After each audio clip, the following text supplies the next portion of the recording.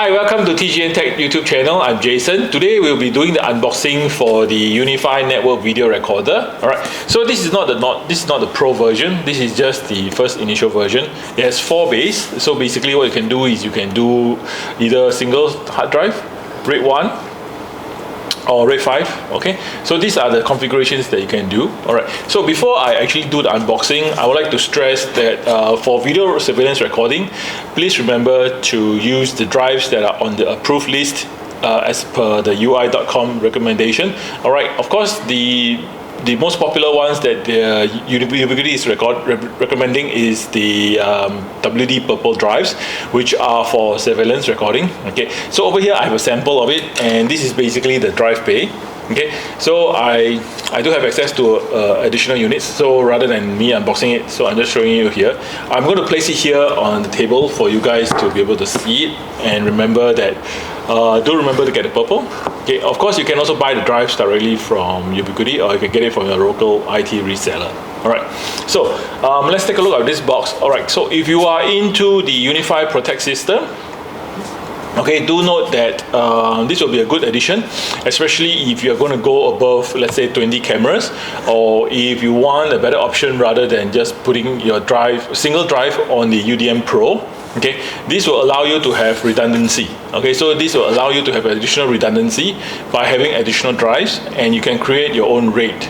Okay, and you'll be able to store a lot more. Okay, in terms of calculation, how many cameras, how much storage you need, okay, you can definitely Google that and get the information. It's basically around there, plus minus the bitrate that you're going to use or choose on your cameras. Okay, so it depends if you're using a G3 Pro or G4 Bullet or G4 Pro or God knows a G4 Dome. Okay, so all these matters. All right, so it basically calculate your, first important is your frame rate, your resolution, okay, and your bit rate. All right, so those will basically contribute to how much you're going to use. And also in terms of recording, are you going to use continuous, or are you going to do motion recording?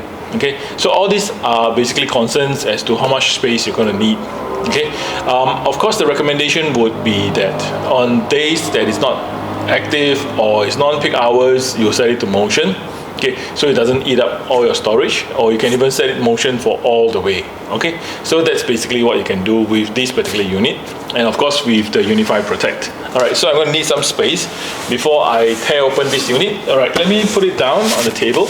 Alright, so as you know that for the past I would say 18 months, okay, Ubiquiti has basically gone into a brown box. Okay, and it has a seal.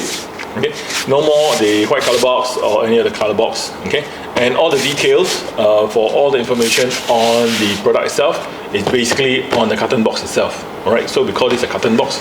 Okay, so let me put this aside. Let me open up the unit now to show you what's provided. Okay, so over here basically it lists out what are some of the items that you will get. Okay, and what's the app that you can use. Alright, okay, let me see what I can do to remove the unit. Okay, so first and foremost, we have the accessories. Okay, so this is the accessories box. Okay, let me open it up and show you what's inside.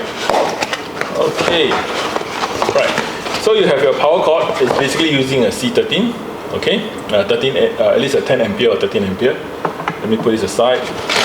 Okay, you have your screws. Okay, so these are the screws. I'm never good with this. Okay, I don't know why. Okay. Okay, so I'm just going to hang on to it. Okay, alright. So these are all the screws. Okay, so basically the screws comprise of your rack mount, okay, which are the ears. Okay, the ears are also provided. Okay, and these are the rack mount kit, and then these are the screws. And if you're going to screw your drives, and also if you're going to put this on the tabletop, you're going to need these rubber pads. Okay, I'm going to put this aside. Okay, so this is the ears. I'm not going to touch too much. Nothing else inside. It's empty. Okay, let me remove the ears for you guys. Okay, so there are 2 ears. Okay, and the unit itself, of course, the main unit itself. All right, I do have a question that I got from a user. Do I need to have a cloud key controller?